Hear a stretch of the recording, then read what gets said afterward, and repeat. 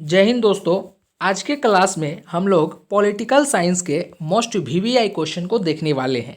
पिछले क्लासों में सुपर सेलेक्टेड 20 क्वेश्चन को हम लोगों ने कंप्लीट कर लिया है। आज के क्लासों में हम लोग 21 से लेकर 40 क्वेश्चन तक करने वाले हैं। साथियों, जैसे कि आप सभी को मैंने बताया था कि 20 प्रश्न में आप सभी अगर 10 प्रश्न का सही सही उत्तर दे रहे हैं तो आपकी जो तैयारी का स्तर है वो काफ़ी अच्छा है। तो आज का सीरीज यही है। आप सभी के लिए मैं टोटल सुपर सेलेक्टेड 20 क्वेश्चन लेकर आए हैं। उम्मीद करता हूं कि आप सभी 20 में 20 सही करने का प्रयत्न करेंगे। अगर उतना नहीं हो पा रहा है तो कम से कम 18-19, अगर उतना भी नहीं हो पा रहा है तो कम से कम 15 क्वेश्चन जरूर उम्मीद है कि आप लोग सही कर लेंगे, क्योंकि यह सभी के सभी ऐसे प्रश्न हैं जो आपके एग्ज़ाम जो 1 अक्टूबर के हुए हैं, 1 अक्टूबर के हुए हैं, उनके अनुसार जो है, उनके अंतर्गत जो है, उसी हिसाब से जो है क्वेश्चन को सेट किया गया है। इससे बाहर एक भी एग्ज़ाम के जो है, बाहर एक भी क्वेश्चन नहीं जाने वाले हैं। आगामी आपको जो एग्ज़ाम होंगे, जो मैं क्वेश्चन आप सभी को करा रहा हूँ, सुपर सेलेक्टेड 20 क्वेश्चन का सीरीज़ उससे बाहर नहीं जाएगा। जी हाँ, अगर आप कंसिस्टेंसी मेंटेन करके अगर आप प्रत्येक वीडियोज़ को देख रहे हैं, पॉलिटिकल साइंस का, बायोलॉजी का, हिस्ट्री का, तो उम्मीद करता हूं कि एक भी जो है वीडियो जो है क्वेश्चन जो है बाहर नहीं जाने वाला है, क्योंकि यह सभी के सभी सुपर सेलेक्टेड है। और आप लोगों ने पॉलिटी का फर्स्ट सीरीज़ अगर नहीं देखा है तो जाकर पहले देख ले, डिस्क्रिप्शन में लिंक दिया हुआ है। चलिए क्लास को स्टार्ट करते हैं। क्लास को स्टार्ट करने से पहले, जैसे कि पिछले वीडियो में मैंने आप सभी को बताया था कि दोस्तों अगर चैनल पर पहली बार आए हैं तो चैनल को सब्सक्राइब कर लें और एक लाइक इस वीडियो को ज़रूर कर दें। चलिए स्टार्ट करते हैं पॉलिटिकल साइंस के मोस्ट वीवीआई क्वेश्चन को।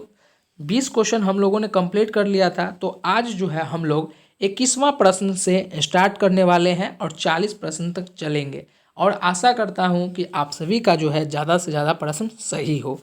प्रश्न नंबर 21 आप सभी से क्या पूछा जा रहा है, थोड़ा सा जूम आउट कर दें। मौलिक कर्तव्यों को निर्धारित किया गया है किस चीज़ों में? ऑप्शन आप सभी को दिया जाता है।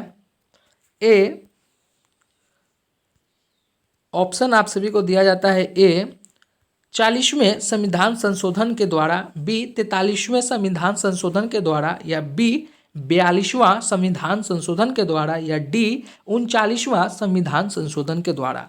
साथियों, जैसे कि आप सभी को पता है कि मौलिक कर्तव्यों का जो संशोधन किया गया था वो संशोधन किया गया था 42वां संविधान संशोधन के द्वारा, और सबसे छोटा जो है संशोधन हुआ था वो है 42वां संविधान संशोधन। तो सवाल नंबर 21 का जो राइट ऑप्शन होगा वो ऑप्शन आपका ए होगा। और आप सभी का जो है पहला प्रश्न से शुभारंभ हुआ है और पहला प्रश्न सही हुआ होगा। चलिए नेक्स्ट क्वेश्चन की ओर चलते हैं। सवाल नंबर 22 आप सभी से क्या पूछा जा रहा है, थोड़ा सा जूम ऑफ कर दे ताकि आप सभी को क्लियर दिखे, है ना।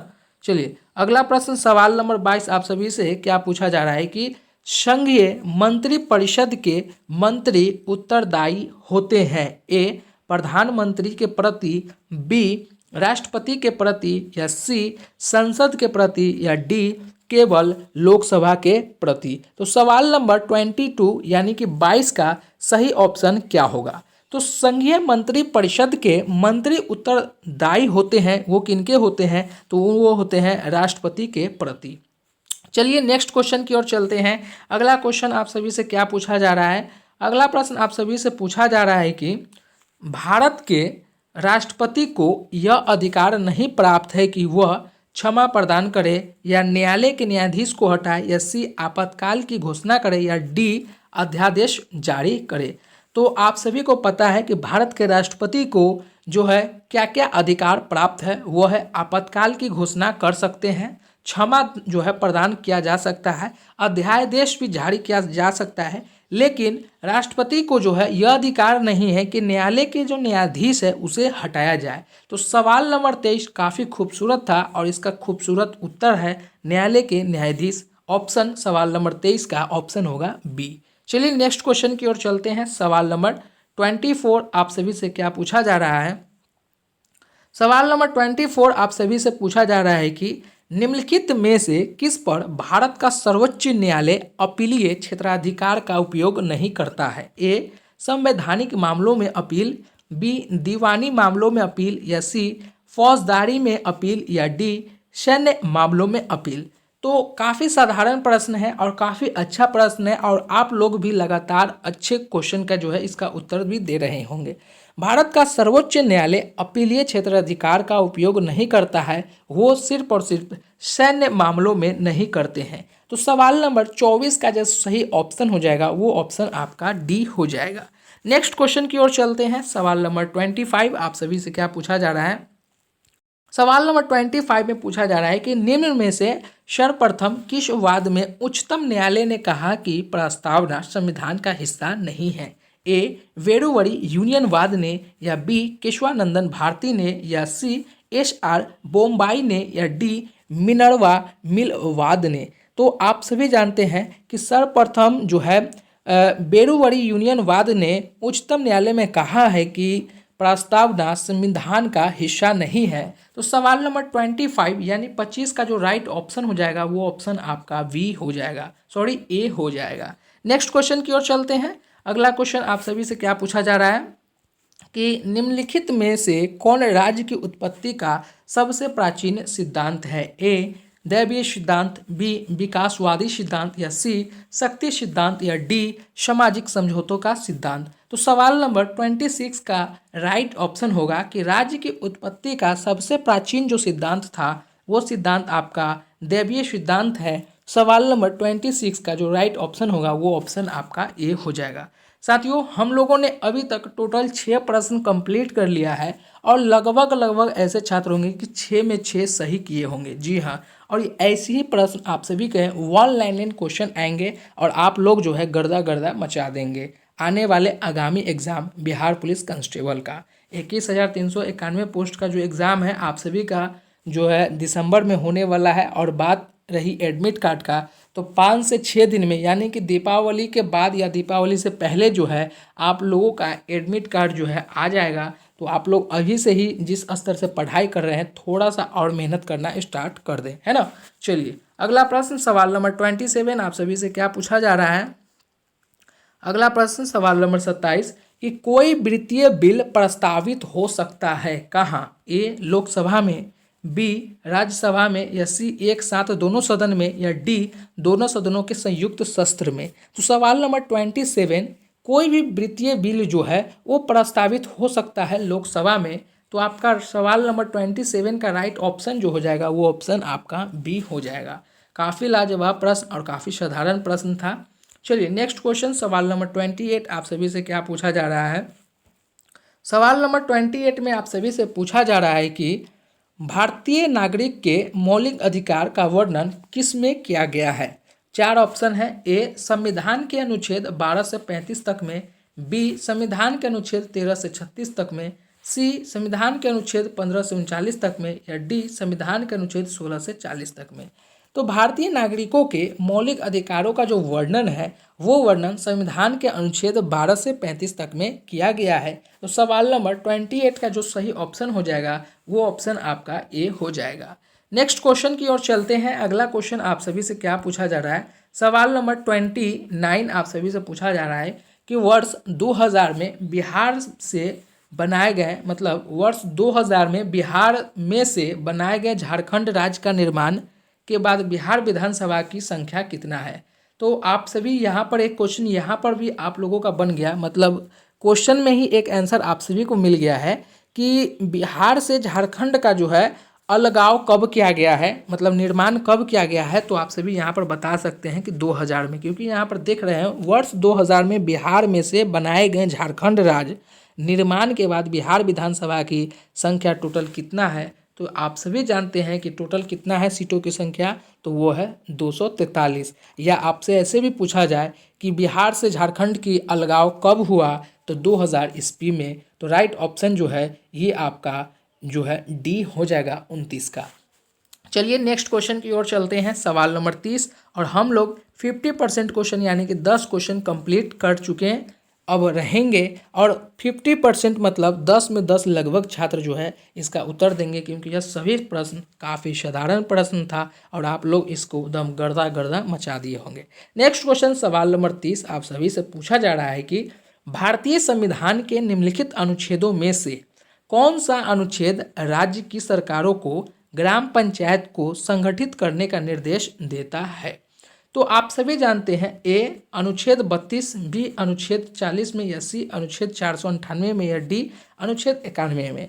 साथियों, आप सभी जानते हैं कि भारतीय संविधान अनुच्छेद 40 में जो है राज्य के सरकारों को ग्राम पंचायत को संगठित करने का जो है निर्देश देती है। तो सवाल नंबर 30 का राइट ऑप्शन जो हो जाएगा वो राइट ऑप्शन आपका बी हो जाएगा। नेक्स्ट क्वेश्चन की ओर चलते हैं। काफ़ी साधारण प्रश्न और वन लाइनर क्वेश्चन आप सभी के लिए मैं करा रहा हूं, तो आप सभी जो है यह सभी क्वेश्चन का तुम गर्दा उड़ा देंगे और आप लोग कमेंट में भी ज़रूर बताएंगे कि सर मेरा जो है टोटल 20 क्वेश्चन में 20 क्वेश्चन सही हुआ है, या 15 क्वेश्चन, या एक क्वेश्चन, जितना भी हुआ होगा आप लोग ईमानदारी से जो है कमेंट बॉक्स में भर देंगे। नेक्स्ट क्वेश्चन सवाल नंबर 31 कि न्यायिक पुनर्विलोकन का अर्थ यह है कि सर्वोच्च न्यायालय को का सभी प्रकरण पर अंतिम अधिकार प्राप्त है, या बी राष्ट्रपति के विरुद्ध दोषारोपण हो सकता है, या सी उच्च न्यायालय द्वारा निर्मित प्रकरण की समालोचना कर सकता है, या डी किसी भी राज्य के कानून को अवैध घोषित कर सकता है। तो सवाल नंबर 31 आप सभी से क्या पूछ रहा है? कहा जा रहा है कि न्यायिक पुनर्विलोकन का क्या अर्थ है सर्वोच्च न्यायालय में। तो न्यायालय का जो है पुनर्विलोकन का अर्थ यह है कि किसी भी राज्य का कानून को अवैध घोषित करना सर्वोच्च न्यायालय में यह प्रस्तुत किया जाता है। तो सवाल नंबर 31 का राइट ऑप्शन जो है आपका डी हो जाएगा। चलिए अगला प्रश्न सवाल नंबर 32 आप सभी से पूछा जा रहा है कि राज्य पुनर्गठन आयोग की सिफारिश के बाद बिहार विधानसभा के निर्वाचित सदस्यों की संख्या टोटल कितनी है? 318, 319, या दो ऑप्शन और दिया गया होगा आप सभी का, 318 या 320 या 321। तो आप सभी जानते हैं कि राज्य पुनर्गठन आयोग की सिफारिश के बाद बिहार विधानसभा के निर्वाचित सदस्यों की जो संख्या है वो टोटल संख्या आपका 318 है। तो सवाल नंबर 32 का जो राइट ऑप्शन हो जाएगा वो ऑप्शन आपका ए हो जाएगा। और हम लोगों का टोटल जो क्वेश्चन बचा है वो मात्र 8 क्वेश्चन बचा हुआ है। चलिए और 8 क्वेश्चन को कंप्लीट करते हैं। यह सभी के सभी सुपर सेलेक्टेड क्वेश्चन है और लाजवाब क्वेश्चन भी है। नेक्स्ट क्वेश्चन सवाल नंबर 33 आप सभी से पूछा जा रहा है।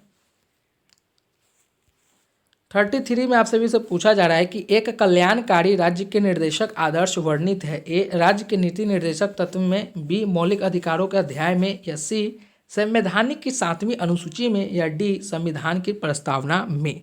तो आप सभी जानते हैं कि एक कल्याणकारी राज्य के निर्देशक आदर्श वर्णित जो है राज्य के नीति निर्देशक तत्व में है। तो सवाल नंबर 33 का राइट ऑप्शन जो होगा वो ऑप्शन आपका ए हो जाएगा। चलिए अगला प्रश्न सवाल नंबर 34 आप सभी से क्या पूछा जा रहा है। लोकसभा के स्पीकर का निर्वाचन होता है। ए संसद के सभी सदस्यों द्वारा, बी प्रत्यक्ष रूप से जनता द्वारा, या सी लोकसभा के सभी सदस्यों द्वारा, या डी लोकसभा में बहुमत दलों के सदस्यों के द्वारा। तो आप सभी जानते हैं कि लोकसभा के स्पीकर का जो है निर्वाचन जो होता है वो होता है लोकसभा के सभी सदस्यों के द्वारा। तो सवाल नंबर राइट ऑप्शन जो होगा आपका वो ऑप्शन आपका सी हो जाएगा। चलिए अगला प्रश्न की ओर चलते हैं। अगला प्रश्न आप सभी से क्या पूछा जा रहा है।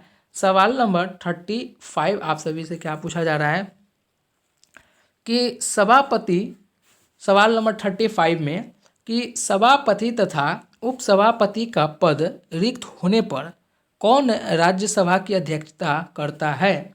ए उस सदन का वरिष्ठतम सदस्य, बी सत्तारूढ़ दल का वरिष्ठतम सदस्य, या सी उपराष्ट्रपति, या डी राष्ट्रपति जिस व्यक्ति को नियुक्त करे। सवाल नंबर 35 आप सभी समझेंगे कि सभापति जो है तथा उपसभापति का जो पद होते हैं वो खाली रहने पर राज्यसभा की अध्यक्षता कौन करेगा। तो इसका सही ऑप्शन होगा कि राष्ट्रपति जिस व्यक्ति को नियुक्त करे वो जो है सभापति तथा उपसभापति के पद पर बैठ सकता है। तो सवाल नंबर 35 का जो राइट ऑप्शन हो जाएगा वो ऑप्शन आपका डी हो जाएगा। चलिए नेक्स्ट क्वेश्चन की ओर चलते हैं और टोटल क्वेश्चन अब हम लोगों का जो है 5 बचा हुआ है। 15 क्वेश्चन हम लोगों ने कंप्लीट कर लिया है। नेक्स्ट क्वेश्चन सवाल नंबर 36 आप सभी से पूछा जा रहा है कि भारत के राष्ट्रपति को उसके पद से हटाया जा सकता है किसके माध्यम से? भारत के प्रधानमंत्री द्वारा नहीं, लोकसभा के द्वारा ये भी नहीं हो सकता है, और भारत के मुख्य न्यायाधीश के द्वारा ये भी नहीं हो सकता है। तो राइट ऑप्शन आपका जो है संसद के द्वारा भारत के राष्ट्रपति को उसके पद से हटाया जा सकता है सिर्फ और सिर्फ संसद के द्वारा। चलिए अगला क्वेश्चन सवाल नंबर 37 आप सभी से क्या पूछा जा रहा है कि भारत में किसी भी सदन का सदस्य हुए बिना कोई भी व्यक्ति कब तक मंत्री पद पर आसीन रह सकता है? 3 महीना तक, बी 6 महीना तक, या सी 1 वर्ष तक, या डी कोई समय नहीं। तो साथियों यह सभी जो क्वेश्चन है ये कभी समझे एकदम हलवा टाइप का क्वेश्चन है, वन लाइन इन क्वेश्चन है, और आपके एग्ज़ाम 21,391 पोस्ट में पूछा भी जाएगा। तो ऐसे ऐसे प्रश्न अगर आपसे गलती हो रहे हैं तो आपको जो है तैयारी और बेहतरीन तरीके से करनी होगी, क्योंकि यह सभी क्वेश्चन काफ़ी साधारण है और आपके एग्ज़ामों में 1 अक्टूबर को पूछे भी गए हैं। तो आप सभी को ऐसे क्वेश्चन थोड़ा सा भी गलती नहीं करना है, पूरा का पूरा सही करना है, ठीक है। तो भारत में किसी भी सदस्य का सदस्य हुए बिना कोई भी व्यक्ति कब तक मंत्री पद पर रह सकता है? तो कितना रह सकता है? तो वो टोटल आपके 6 महीना तक रह सकता है। तो सवाल नंबर 37 का जो राइट ऑप्शन हो जाएगा वो ऑप्शन आपका बी हो जाएगा। अगला प्रश्न सवाल नंबर 38 आप सभी से क्या पूछा जा रहा है कि भारत का प्रजातंत्र इस तथ्य पर आधारित है कि यह संविधान लिखित है, यह मौलिक अधिकार प्रदान किए गए हैं, यह जनता को सरकार को चुनने तथा बदलने का अधिकार प्राप्त है, या डी यहाँ राज्य के नीति निर्देशक तत्व है। तो देखिए भारत का प्रजातंत्र इस तथ्य पर आधारित है कि भारत के प्रजातंत्र को जनता को सरकार को चुनने तथा बदलने का अधिकार प्राप्त है, इसलिए जो है सवाल नंबर 38 का राइट ऑप्शन जो हो जाएगा वो ऑप्शन आपका सी हो जाएगा। चलिए सेकेंड लास्ट की क्वेश्चन की ओर चलते हैं और हम लोग अपने माइलस्टोन को कंप्लीट कर लेंगे। सवाल नंबर 39 कि राज्यों के विधान परिषद की न्यूनतम सदस्य संख्या निर्धारित है। काफ़ी साधारण प्रश्न है और ऐसे ऐसे प्रश्न अगर आप लोग गलत करते हैं तो कहीं ना कहीं आपकी तैयारी का जो लेवल है वो काफ़ी ज़्यादा वीक है। राज्यों की विधान परिषद की न्यूनतम सदस्यों की जो संख्या है ए 28, बी 34, सी 40 या डी 44। तो इसका राइट आंसर होगा कि राज्यों के विधान परिषद की न्यूनतम सदस्यों की संख्या 40 होते हैं। तो राइट ऑप्शन सवाल नंबर 39 का ऑप्शन होगा सी। नेक्स्ट क्वेश्चन की ओर चलते हैं और लास्ट क्वेश्चन सवाल नंबर 40 के मुख्य निर्वाचन आयुक्त एवं अथवा 2 अन्य चुनाव आयुक्त के मतभेद होने पर कौन मामले पर निर्णय लेता है?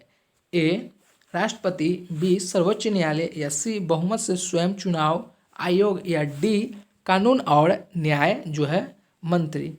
तो मुख्य निर्वाचन आयुक्त एवं अथवा 2 अन्य चुनाव आयुक्त के जब मतभेद होने पर जो है बहुमत से स्वयं चुनाव आयोग का जो है मामला में निर्णय लिया जाता है। तो सवाल नंबर 40 का जो राइट ऑप्शन हो जाएगा चला जी वो होगा सी।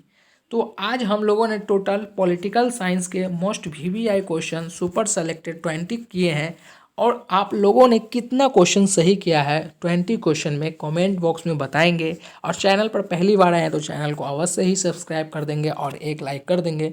फिर मिलते हैं एक नई सीरीज़ में, जब तक के लिए जय हिंद।